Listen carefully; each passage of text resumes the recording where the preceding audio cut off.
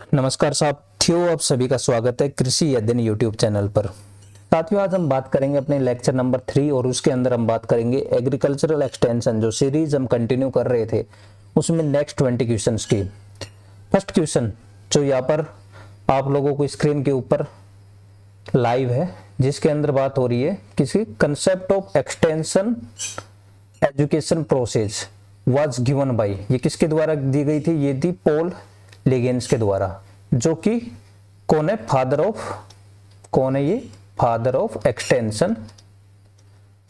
ठीक है, ये फादर ऑफ एक्सटेंशन है। ठीक है, इन्होंने क्या कहा था कि जो एक्सटेंशन एजुकेशन प्रोसेस है उसके कितने स्टेप्स है? There are 5 steps. और वो कौन कौन से स्टेप्स हैं? देखिए,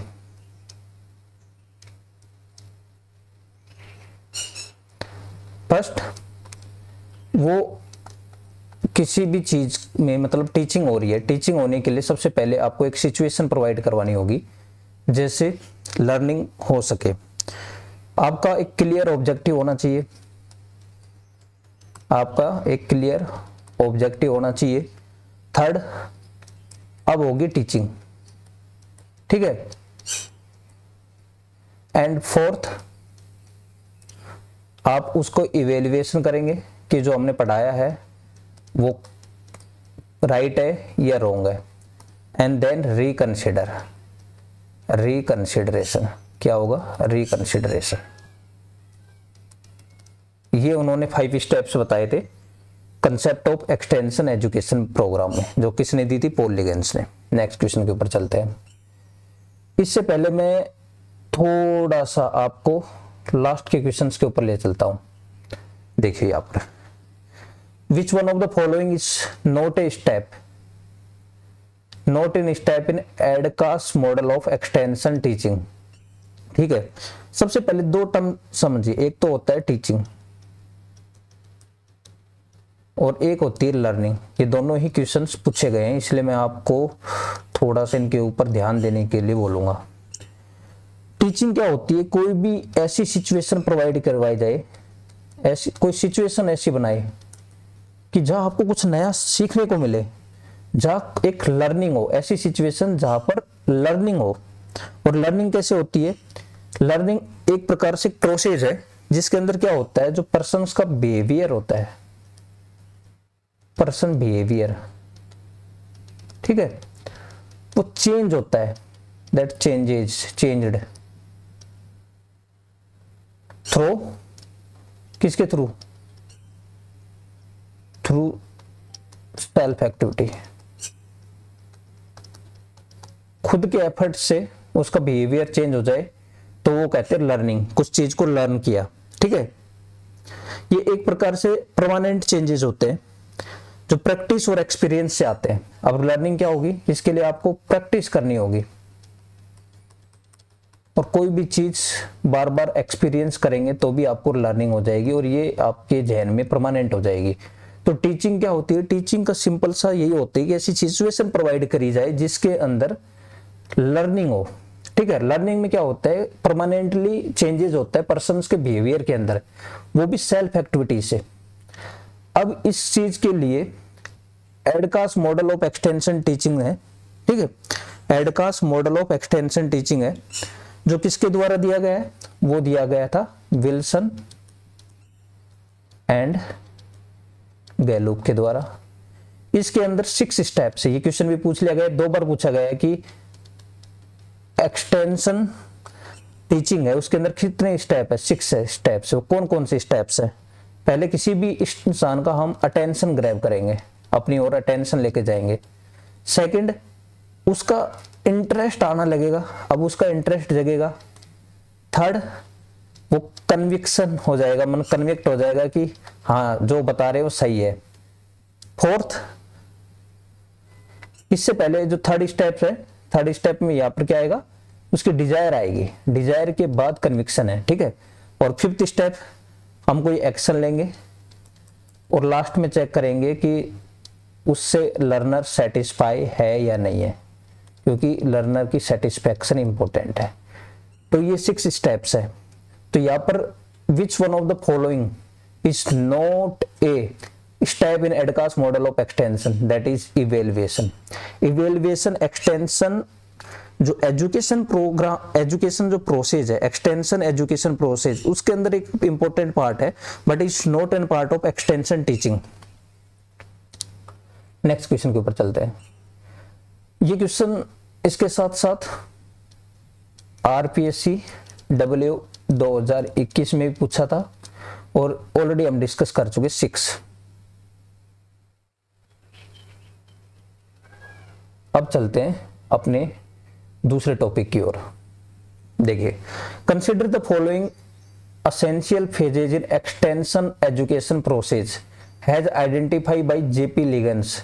ऑलरेडी हम बात कर चुके थे। देखो, हमने इस तरीके से एक डायग्राम बनाया था और उसमें हम बात कर चुके थे कि सबसे पहले हमें उस चीज की मतलब सिचुएशन प्रोवाइड करवानी होगी लर्निंग के लिए, कोई सिचुएशन, ठीक है। तो ये हो गया पहला स्टेप। देन हम उस चीज का ऑब्जेक्टिव और सॉल्यूशन डिसाइड करेंगे, ये हो गया अपना सेकंड स्टेप, ठीक है। फिर हम टीचिंग स्टार्ट करेंगे, टीचिंग प्लान ऑफ वर्क, ये हो गया अपना थर्ड स्टेप। अब हम उस चीज को इवेलुएट करेंगे, दैट इज 4, एंड कुछ रिकंसिडर करना होगा, दैट इज 5th। तो ई आपका option number C will be the right एयर। Arrange the steps of program planning process. Program planning process को हम एजुकेशनल प्रोसेस भी बोल सकते हैं। इसे ये क्वेश्चन पूछा गया है आपका एमपीआरयू के लिए, एजुकेशनल प्रोसेस भी बोल सकते हैं, क्योंकि something some educational things we will learn from here, okay. इसे एजुकेशनल प्रोसेस भी बोल सकते हैं। इसमें क्या होता है, कोई सिचुएशन होती है, ठीक है, कुछ ऑब्जेक्टिव्स होते हैं,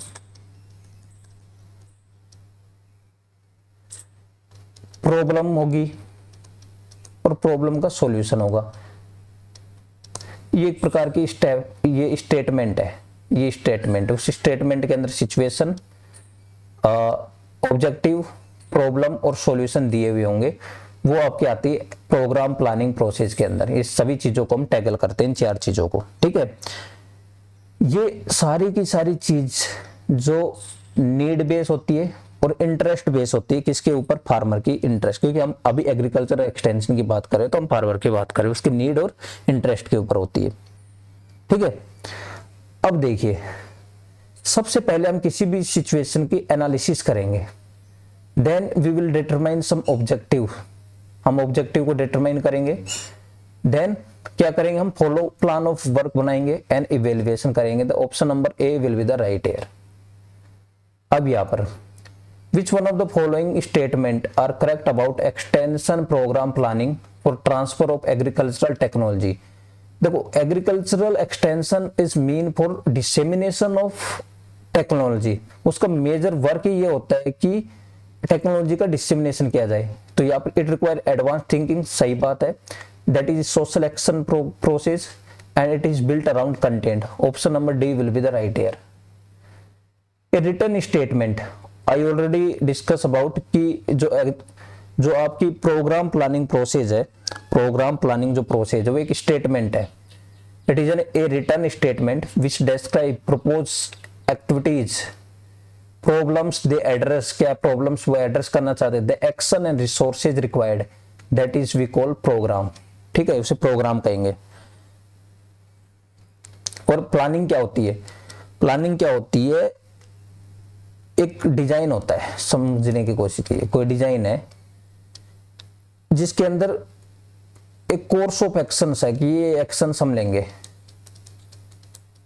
ठीक है, ये एक्शंस हम लेंगे टू अचीव एक गोल, एक गोल है, उस गोल को अचीव करने के लिए some course of action we will take, उसका डिजाइन है, उसे कहते हैं प्लानिंग। और प्लान क्या होता है, ये प्लान के बारे में ऑलरेडी हम बात कर चुके हैं, ये क्वेश्चन एमपीआरयू के अंदर पूछा गया था। एमपीआरयू प्लान होता है ब्लूप्रिंट ऑफ एक्शन, याद रखना क्या होता है, blueprint of action, blueprint of action, ठीक है। गोल क्या होता है, इन सभी चीजों की बात करेंगे कि गोल क्या होता है। गोल क्या होता है कि समथिंग लाइक मेरे को कोई चीज करनी है और यहाँ तक इस डायरेक्शन के अंदर इतनी डिस्टेंस चलनी है, वन एक्ट, ठीक है।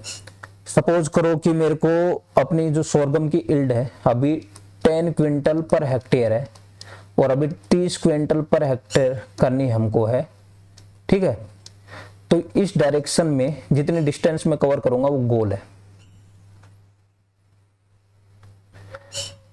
Is an outline of activities so arranged has to enable efficient execution of the entire program, तो इसे कहेंगे plan of work. Calendar of work क्या होता है? यदि इन्हीं सभी चीजों को हम टाइम फ्रेम के अंदर, टाइम सीक्वेंस के अंदर अरेंज कर दे, टाइम सीक्वेंस के अंदर हम इन चीजों को अरेंज कर दे, उसे कैलेंडर ऑफ वर्क कहेंगे, क्योंकि ये क्रोनोलॉजिकली अरेंज हो जाएंगे। यहाँ पर क्रोनोलॉजिकली अरेंज हो जाएगी तो उसे कहेंगे कैलेंडर ऑफ वर्क। जितनी भी एक्टिविटीज आउटलाइन हमने की है ना, इन सभी को टाइम, जैसे जैन से फेब हम ये करेंगे, फेब टू मार्च कुछ चीजें ये परफॉर्म करेंगे, देन अप्रैल में ये चीजें हम करेंगे। Development of plan of work is a part of, ये पार्ट होता है प्रोग्राम प्लानिंग का, प्लान को डेवलप करना।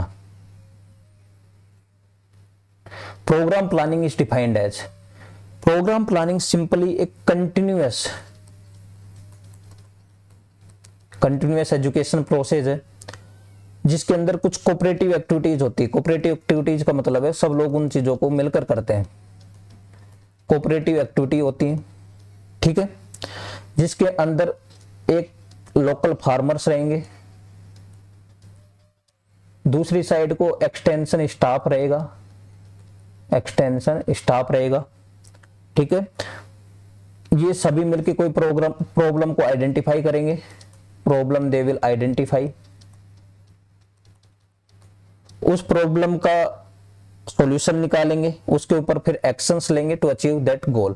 तो ये क्या होगी, एक प्रकार से decision making process involving critical analysis of existing situation. Existing situation कैसी है, क्या प्रॉब्लम्स है, evaluation of alternatives, selection of relevant alternative and community development. Option number B will be the right air.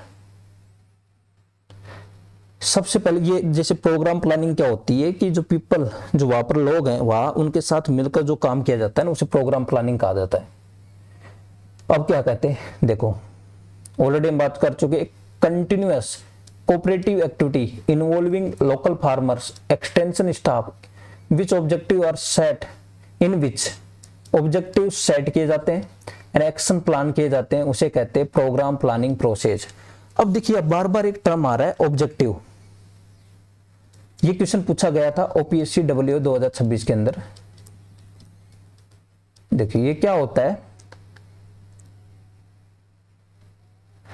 Suppose करो मेरे को sorghum या rice की yield को इंक्रीज करना है। इस इंक्रीज करने के लिए कुछ एफर्ट्स मुझे लगाने होंगे, ठीक है। तो उसके साइड जो एक्सप्रेशन है, तो एक डेफिनेशन आएगी, expression of the ends towards which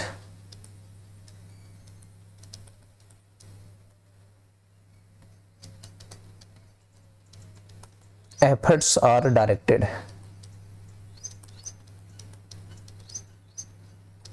उसे कहते हैं ऑब्जेक्टिव। ये क्वेश्चन पूछा गया है ऑलरेडी, तो इसलिए मैंने इन चीजों को इंपॉर्टेंट समझा तो बता दिया आपको।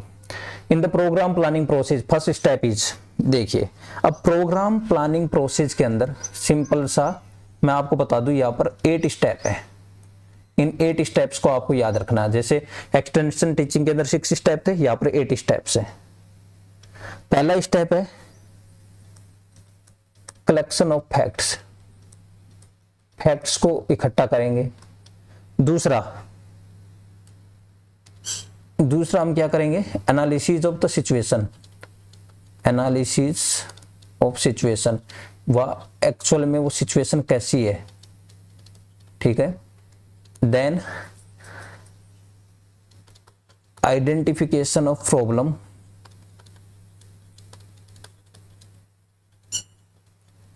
प्रॉब्लम को आइडेंटिफाई करेंगे। Fourth step, determination of objective and goals.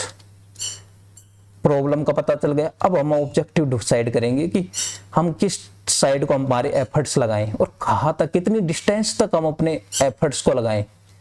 मेरे को समझ में आ गया कि मुझे राइस की यील्ड को इंक्रीज करना है, लेकिन किस हद तक इंक्रीज करना है इतना भी पता होना चाहिए। प्रॉब्लम ये थी कि राइस की जो यील्ड है वो कम है, ठीक है। ये हम कैसे पता चला, ये फैक्ट्स वगैरह को इकट्ठा करके। अब मैं एक डेवलप करूंगा प्लान ऑफ वर्क, डेवलप करूंगा and calendar of work. Calendar of work इसलिए है कि एक टाइमलाइन देने से वर्क जल्दी कंप्लीट होता है। दूसरा, इसको फॉलो अप करूंगा किसको, प्लान ऑफ वर्क को। 6, इवेल्युएशन करूंगा, ठीक है। इवेल्युएशन मतलब कंपैरिजन करूंगा, पहले क्या सिचुएशन थी और ये सारे डेवलपमेंट होने के बाद क्या सिचुएशंस है। And last, reconsideration and revision, ठीक है। कुछ रिकंसिडरेशन करना हो या रिवीजन करना हो वो। तो यहाँ पर फर्स्ट स्टेप क्या है, collection of facts, which is the last step of the process of extension program planning, that is reconsideration and revision of the program. Which is the fourth step of the process of extension program planning, that is determination of objectives and goals. क्योंकि collection of fact हुआ, उसके बाद हमने situation को analysis किया, problems को identify किया, and that is fourth is objectives और goals को determine किया, that is option number D will be the right air. ये कुछ बातें थी जो हमने बात करी। नेक्स्ट लेक्चर के अंदर कुछ और इंपॉर्टेंट चीजों को बात करेंगे।